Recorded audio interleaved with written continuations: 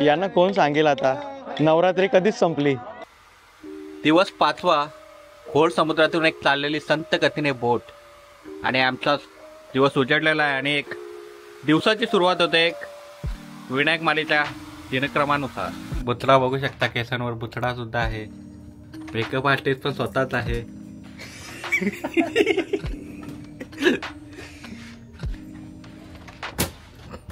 House cleaner पण स्वतःचा maintain सगळं स्वतःच. आईचं डेडिकेशन बघा. आता आम्हाला सनी सिरीजची एक आम्ही एक रील बनवतोय. बाय आता कॅरेक्टर मध्ये घुसलाय. जेवायला कितीला जायचा? पप्या doesn't need food, only need मासली. सुरमई सकाळच्या ब्रेकफास्टला, डिनरला काटला. Where are my mouth fresheners? सनीबाई इथे. सनी इधर. हे सनीबाई इथे बघ. This is empty.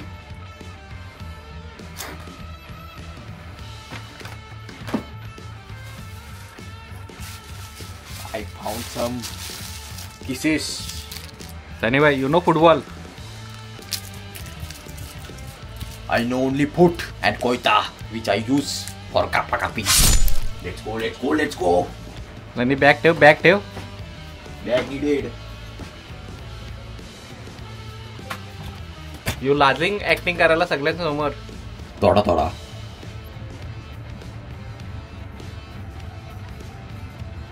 सनीबाई all clear.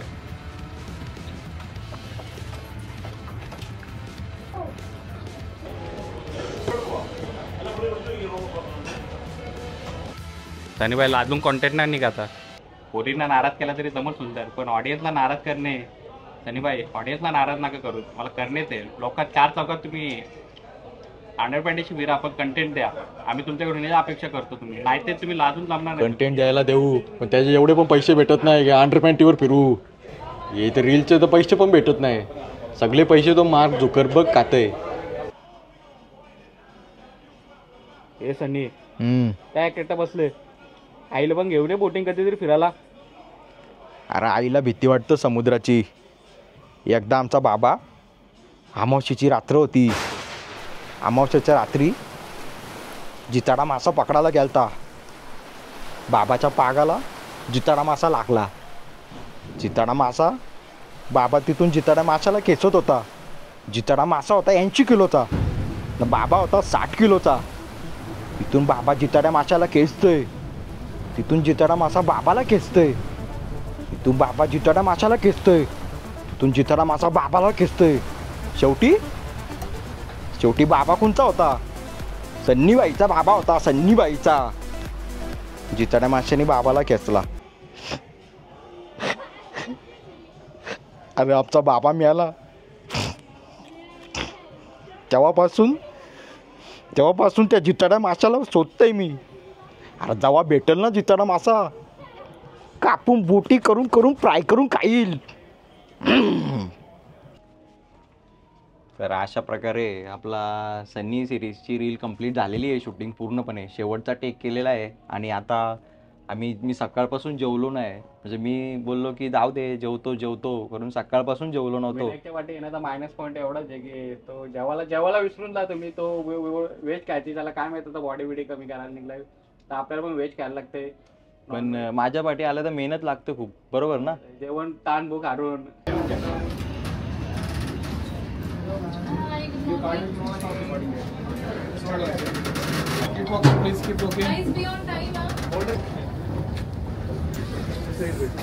नमस्कार मित्रांनो, तसं तुम्हाला मी बोललो होतो की आज मी जरा खूप स्पेशल ठिकाणी घेऊन येणार आहे तुम्हाला.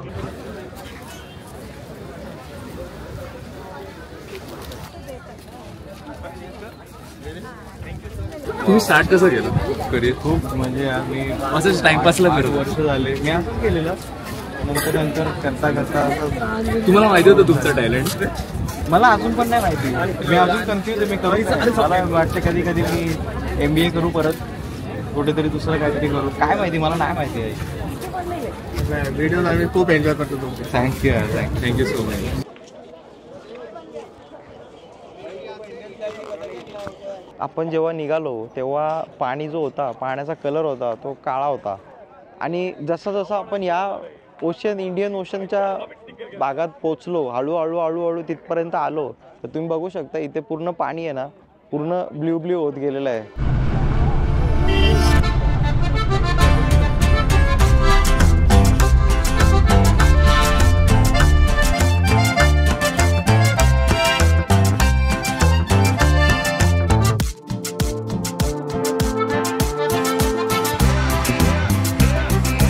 मालदीवला गेलो होतो, त्यामुळे तिकडचा एक्सपिरियन्स कम्पेअर करतोय.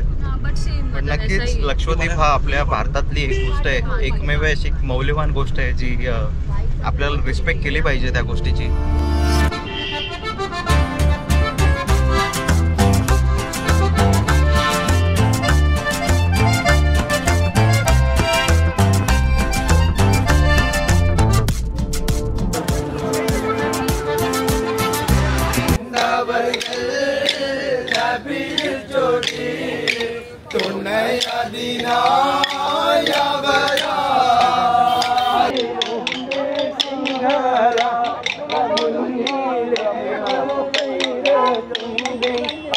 यांना कोण सांगेल आता नवरात्री कधीच संपली.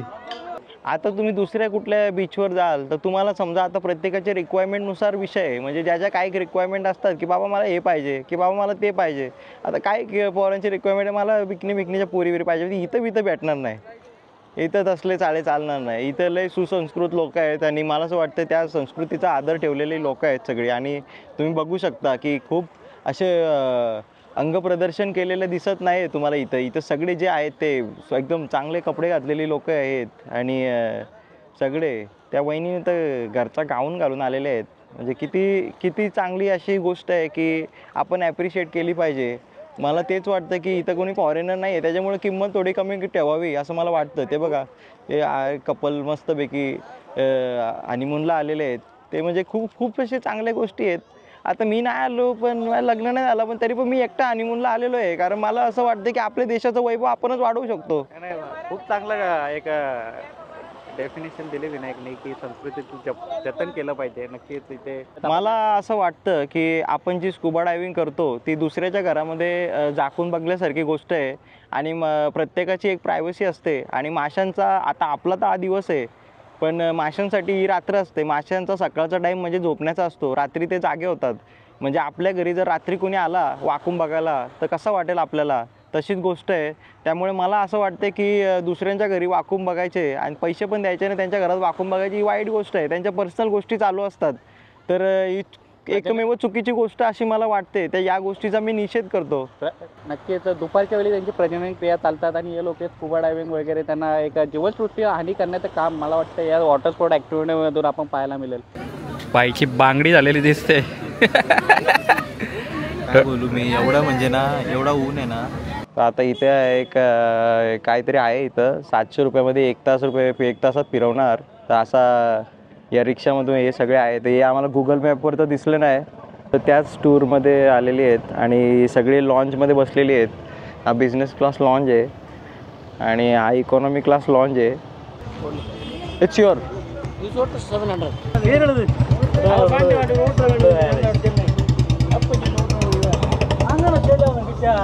काय साला सुंदर माहोल आहे बघा ना, किती सुंदर. फुकेट, मालदीव या गोष्टींना पण लाजवणारी एक गोष्ट अशी निसर्गाचं सानिध्य दिलेलं आहे, बघू शकता.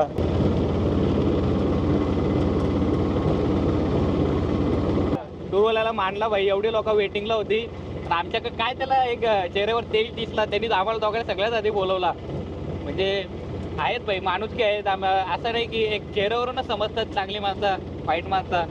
हो, पैसे पण नाही घेतले, डायरेक्ट. म्हणजे आतापर्यंत 1 रुपयाही दिला नाही आम्ही. 700 रुपये द्यायचे आहेत आम्हाला.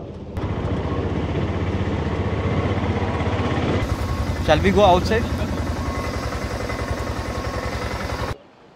तर तुम्ही इथं बघू शकता, म्हणजे एवढा म्हणजे बघा ना किती सुंदर असा वातावरण. आणि काय म्हणजे एवढा म्हणजे तो बीच होता, त्या बीचमध्ये बघा ना एवढी सगळी गर्दी होती, नुसता कचरा होता. पण इथं असं काहीच नाही. इथं एवढा म्हणजे किती पीसफुल आहे बघा ना. हे बघा ना, म्हणजे असं बघताना काय वाटते ना, काय नाही, बाप रे. नाच रे मोरा, नाच रे मोरा, नाच. जसा लताताई मंगेशकरांचा आवाज होता एवढा सुंदर आणि सुरेख. तसाच हा बघा ना लक्षद्वीपचा नजारा. हा दुसऱ्या बीचवर आपण आलेलो आहे आणि इकडचं बीच बघा ना किती सुंदर आहे. म्हणजे याची सुंदरतेची मी काय उदाहरणं देऊ. म्हणजे एवढं सुंदर आहे म्हणजे तेवढी म्हणजे ऐश्वर्या राय. ही ऐश्वर्या राय. गोवा बीच बिपाशा बासू आहे तर ही ऐश्वर्या राय आहे. आणि काय काय शांतता आहे बापरे. नक्कीच नेचर, ॲक्टिंग आणि सिंगिंग यांचं कॉम्बिनेशन करून जो विनायकने उदाहरण दिलेलं आहे हे एक नंबर बाई. फक्त आपल्या देशासाठी देऊ शकते मी, कारण माझ्या स्वरांना मी फक्त आपल्या देशासाठी वापर करू शकते. ही माझी एक संपत्ती आहे. या संपत्तीचा वापर मी फक्त माझ्या देशाच्या संपत्तीसाठी करू शकते. बाकी दुसऱ्या देशासाठी मी कधी गाणी गायलेले नाही आहेत. नक्कीच विनायक, नक्कीच तुमच्या बोलण्यातून एक वेगवेगळ्या क्षेत्रातील छाप तुमच्या उदाहरणातून दिसून येते. सिंगिंग असो, ॲक्टिंग असो, स्पेस वगैरे म्हणजे काय बोलून पण फायदा नाही बाई.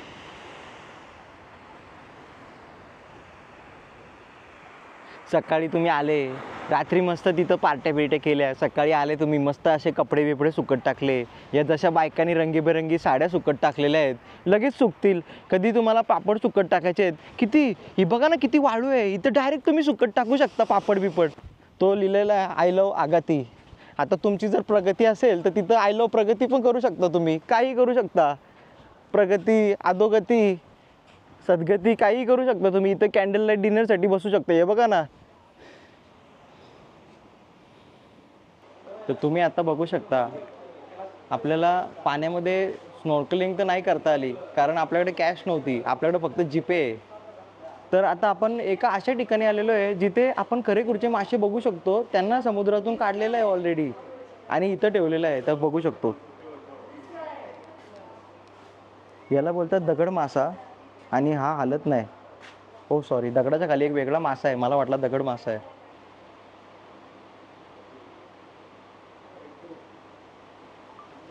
एक मासा घेऊ का रात्री तळून खायला.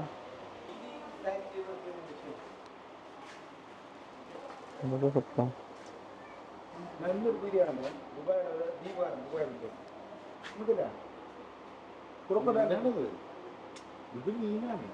उठ उठ उठ उठ. दगड मासा. दगड मासा. हो.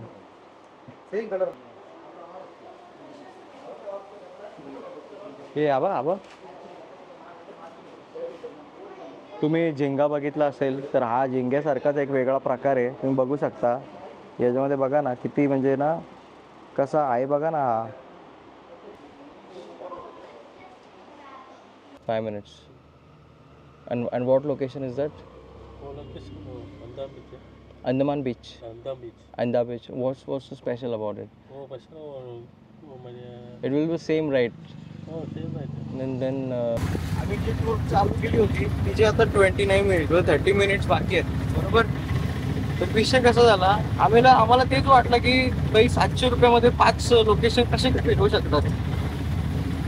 पण नंतर जेव्हा आम्ही आता आलो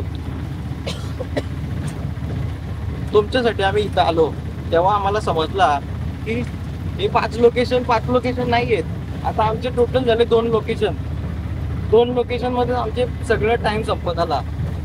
आता आमचा अंदाजा टायमिंग आहे. आता जायला परत आम्हाला 20 मिनिट लागतील. म्हणजे तुमचे डबल होणार. 1 तासाच्या वरती गेले डबल होणार. तर अशी टेक्निक आहे. त्याच्यामुळं एवढंच लक्षात ठेवा की त्या 1 तासात तुम्ही एवढा फिरू शकत नाही. आता रिक्षामध्ये थांबवलेली आहे. आता बघू शकता अण्णा तिथं पेट्रोल भरायचं काम करत आहे रिक्षामध्ये. तर मला असं वाटतं की यांनी पण CNGचा आस्वाद घ्यावा कारण CNG लय स्वस्त आहे आणि आपल्या जसं मुंबईमध्ये सगळ्यांनी CNG लावून घेतलेले आहेत. रिक्षात पण CNG आहेत असं मला वाटतंय. आहेत ना. 1400 राईट. तर प्रॉब्लेम एवढाच होता ती मार्केटिंग चुकीची आहे. कारण आता आम्ही आलो ऑलमोस्ट टाईम झाला आहे 1 तास होऊन गेला आहे ऑलमोस्ट आणि त्याच्यामध्ये टाईम जातो. तर ते फक्त रिअल पाहिजे होतं की असं नका बोलू की 1 तासात एवढे डेस्टिनेशन फिरवाल. 1 तासामध्ये जेवढे होतील तेवढ्या. तर अशा प्रकारे आपला आजचा दिवस, आज भटकंतीचा दिवस एक परिपूर्ण झाला असं मी मानतो. आणि शेवटी काय माहिती का एक जणू काही नाळच जोडली असेल या जागेशी असं मला वाटतंय. आणि आता आपण आपला प्रवास आपले चालते पाय फिरवून आपल्या पुन्हा कॉर्डेलिया या क्रूजवर नेऊया आणि आपण तिथे जाऊन विराजमान होऊ. आज मी घोषित करतो की आज आपले ब्लॉग संपलेले आहेत. आता शेवटचा एक दिवस राहिलेला आहे क्रूजमध्ये. फक्त आता उद्या आपण जाऊ क्रूजमध्ये. आज रात्र आपण क्रूजमध्ये घालायची आणि उद्याचा एक दिवस समुद्रामध्ये असेल. मग परवा आपण तिथे पोचू. म्हणजे परवा आपण मुंबईला पोचलेलो असू. आता काय माहिती मुंबईला पोचू का काय ते आता बघू.